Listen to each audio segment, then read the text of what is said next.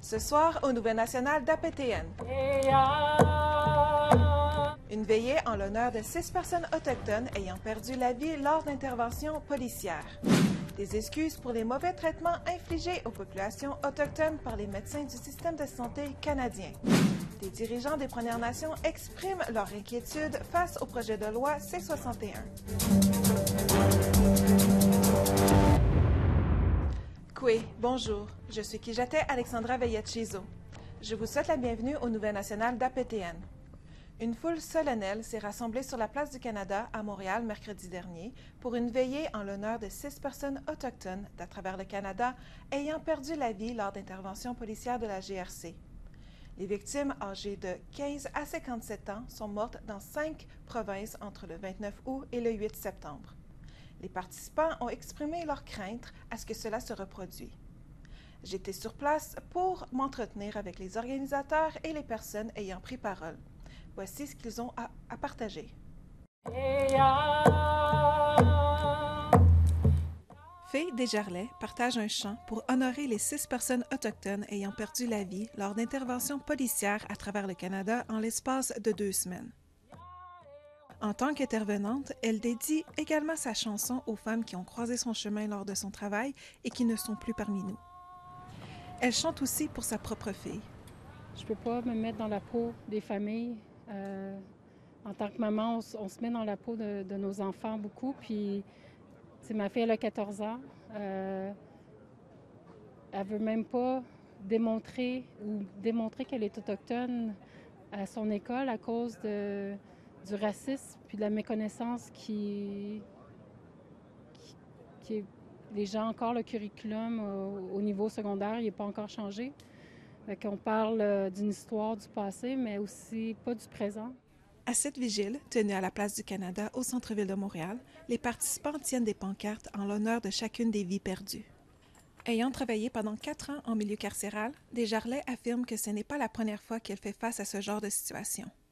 Puis souvent, c'est pas toujours des situations qui se font comme en douceur.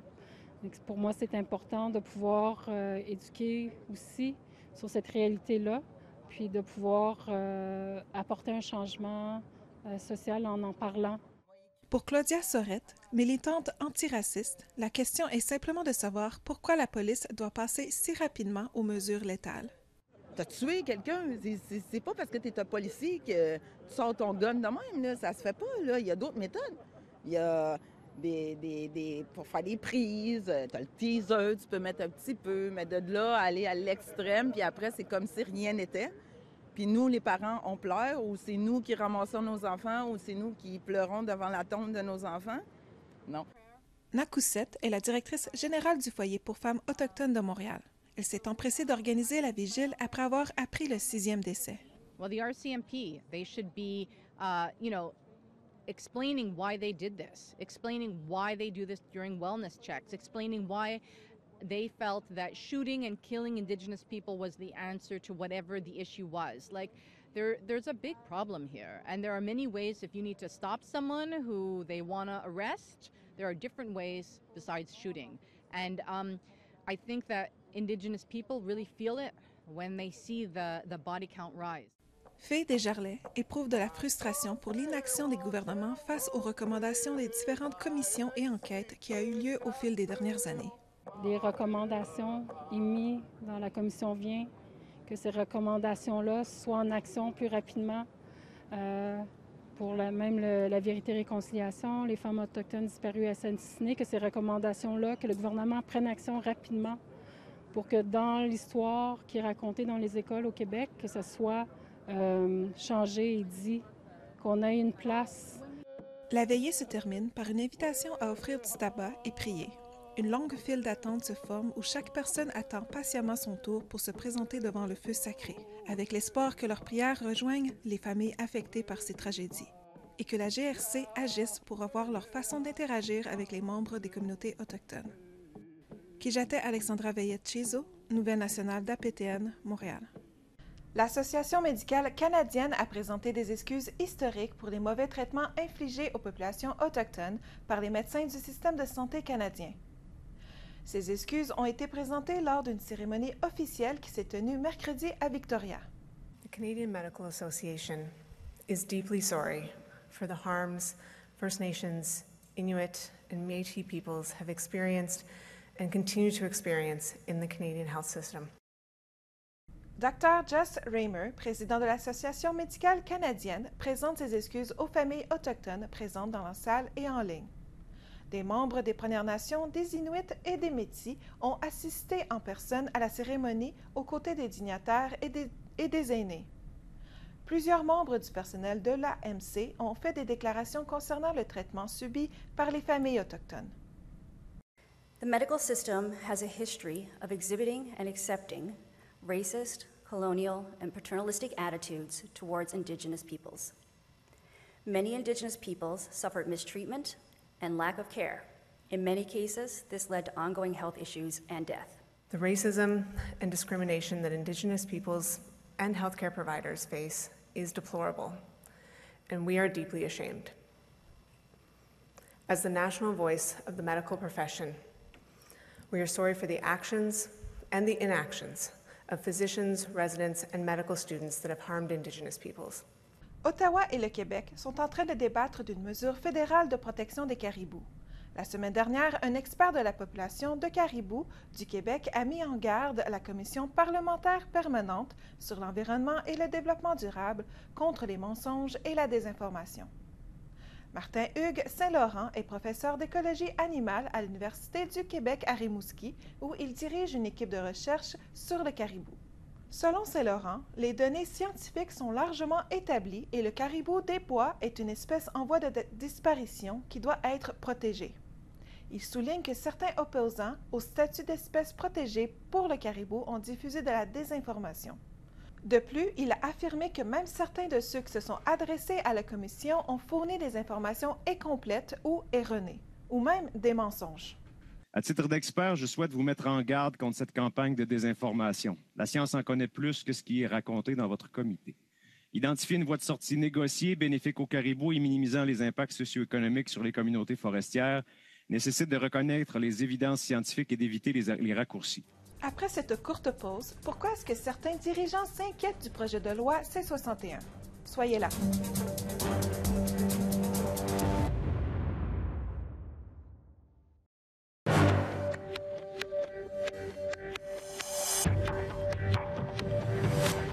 Re-bienvenue. Les dirigeants des Premières Nations ont assisté à une réunion du Comité des affaires autochtones et nordiques à Ottawa lundi dernier. Certains d'entre eux étaient là pour exprimer leurs préoccupations concernant le projet de loi C-61, la loi sur l'eau potable des Premières Nations. Le projet de loi C-61 fait maintenant l'objet d'une deuxième lecture à la Chambre des communes. Plusieurs Premières Nations ont accueilli favorablement ce projet de loi. S'il est adopté, il permettra de résoudre les problèmes de longue date liés à l'eau potable et aux eaux usées dans les communautés autochtones. Cependant, la législation a été critiquée pour son manque de financement, son incapacité à protéger les sources d'eau propre et son transfert de responsabilité aux Premières Nations. Le vice-chef de la Fédération des Nations autochtones souveraines, David Pratt, a déclaré que le gouvernement outrepassait ses pouvoirs avec ce projet de loi. 61 says Canada affirms First Nations' right to self-government and jurisdiction, that imposes layers of federal law that narrows our jurisdiction until there is very little room to move. None of this has anything to do with drinking water and should be taken out. Fresh water will become highly valuable in the near future, and we see the legislative overreach in C-61 as part of a larger strategy by Canada to strengthen their decision-making over water. La Nation Cree Hermineskin, située au sud d'Edmonton, a relancé son procès contre le gouvernement fédéral au sujet du droit à une eau potable sûre et propre. La plainte a été déposée il y a 10 ans. Hermineskin affirme que les projets de loi C-61 proposés par le gouvernement fédéral ne reconnaissent pas que les habitants des réserves ont le même droit que les autres Canadiens de se fier à ce qui sort de leur robinet. Selon la presse canadienne, l'eau du robinet dans la communauté coule brune ou décolorée et les membres de la communauté dépensent jusqu'à 200 $ par mois pour de l'eau en bouteille. À la fin du mois d'août, 22 jeunes se sont embarqués pour un voyage en canot de 100 km sur la voie navigable Trent-Severn. C'est la 9e année que le Rotary Club de Kawartha organise cet événement. Annette Francis les a rencontrés alors qu'ils partaient de Peterborough, en Ontario. C'est le premier jour pour ce groupe d'adolescents, tous âgés de 16 à 18 ans. Après un cercle d'ouverture et de mots d'encouragement, ils brisent la glace en lançant une couverture, une tradition inuit.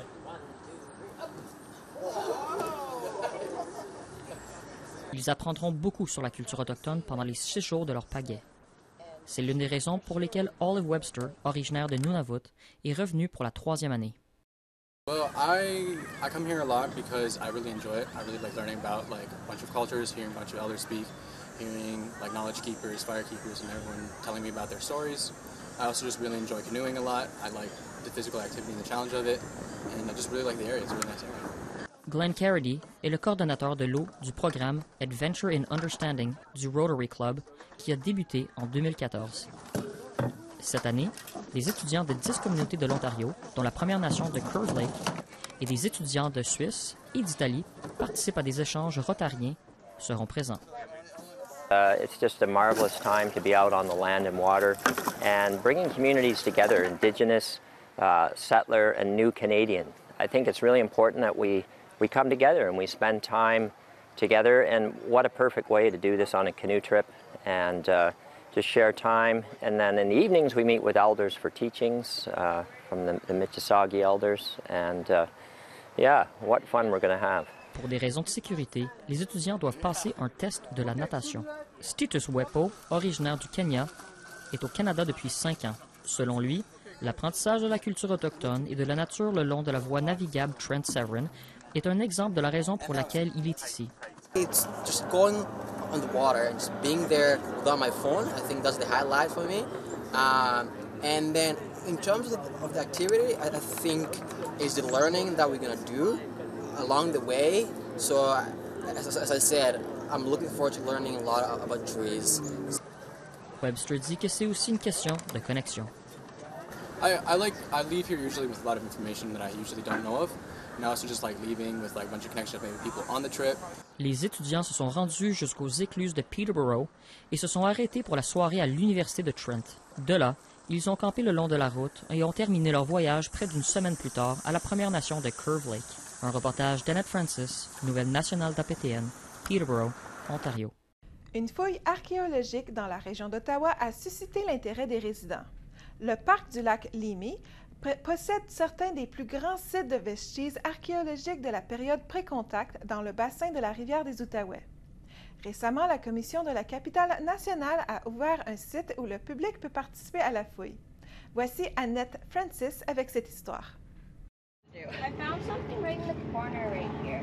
It just doesn't look like a normal rock. Lindsay Amon et ses 2 fils ont profité de l'occasion pour participer à une fouille publique sur la rivière des Outaouais. Amon dit qu'elle a toujours aimé l'archéologie. I think the kids really need to learn about the local history and having this connection to the local Indigenous as well as the settler colonizer history as well.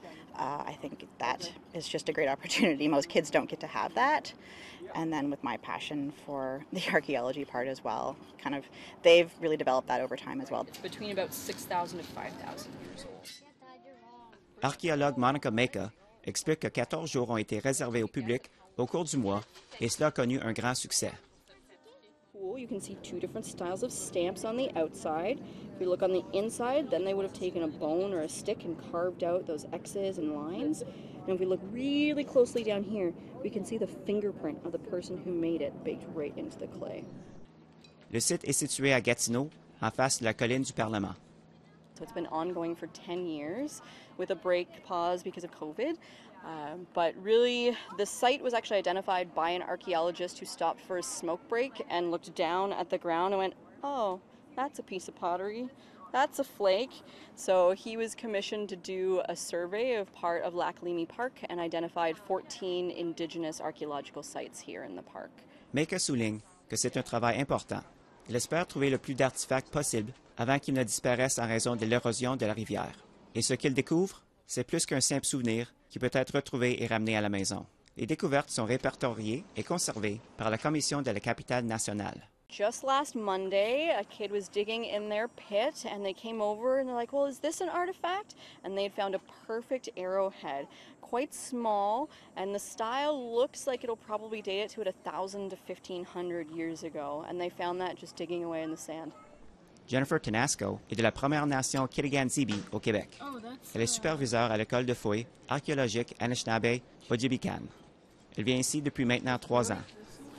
It's important for the youth to come out here and to dig along the water, because from what we know, like our ancestors lived and occupied the space here at Kabeshnan, and so it's important to come out here and kind of be connected with the land and be present in archaeology. Voilà quelque chose que Eamon et ses fils sont heureux de vivre. Most people don't have this chance to actually take part and also help, because I know these sorts of things are a lot of work. So, getting to get that hands-on is really cool. Un reportage d'Annette Francis, Nouvelle nationale d'OPTN, Ottawa. Au retour de cette courte pause, Katisakwas Hélène Gabriel partage en entrevue ses impressions face aux morts des personnes autochtones impliquées lors d'interventions policières. Soyez là.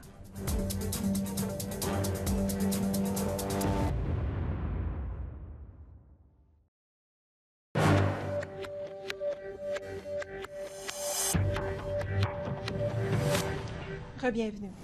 En entrevue ce soir, Katisakwas Hélène Gabriel, activiste, oratrice et artiste renommée de Kanessedake.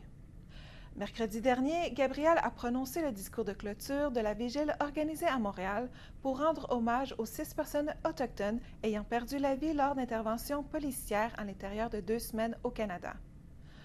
Nous avons eu l'occasion de parler avant le début de la veillée.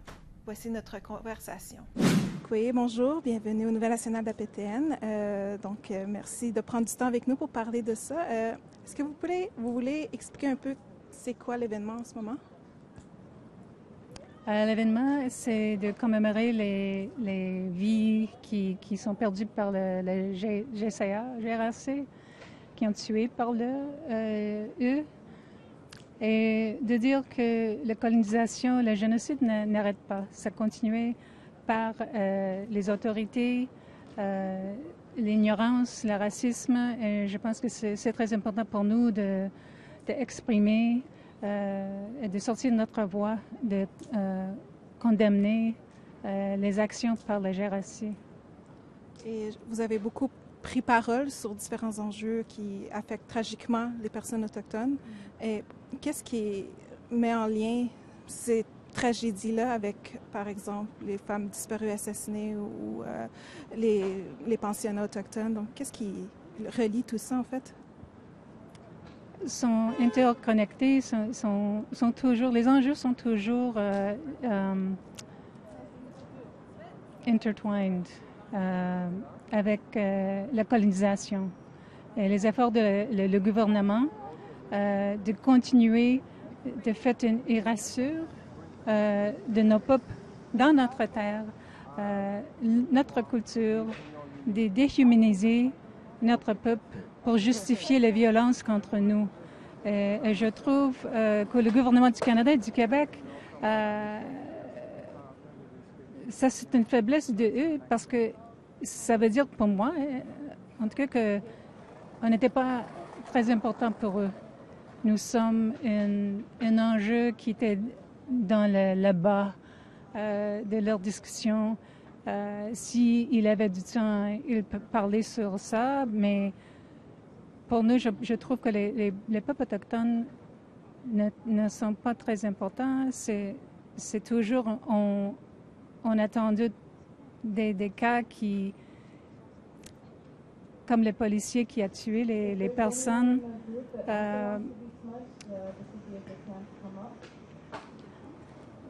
Le GRC a tué les personnes sans justification. C'est leur politique. Moi, je trouve que c'est le GRC politique de faire les violations contre notre droit humain, qui